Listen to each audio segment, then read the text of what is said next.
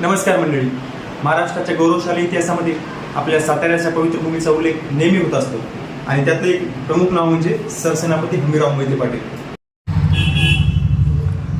सरसेनापती हंबीरराव मोहिते पाटील यांची समाधी सातारा जिल्ह्यातील कराड या शहराच्या अलीकडे 13 किलोमीटर अंतरावर वसंतगडाच्या पायथ्याशी असलेल्या तळबिड या गावामध्ये आहे.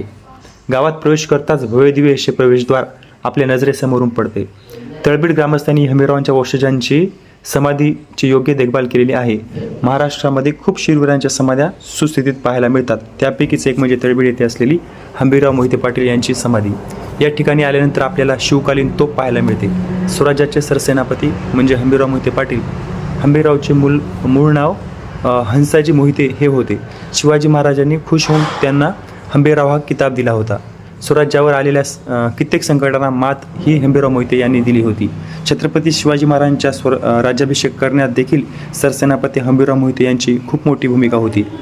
सरसेनापती हंबीरराव मोहिते यांची शेवटची लढाई म्हणजेच वाईजवळ मोगल सरदार सरजा खान यांच्यासोबत झालेली लढाई मध्ये प्रचंड शौर्य गाजवून शेवटी तोफेचा गोळा लागून स्वराज्याचे सरसेनापती हंबीरराव मोहिते धारातीर्थी पडले.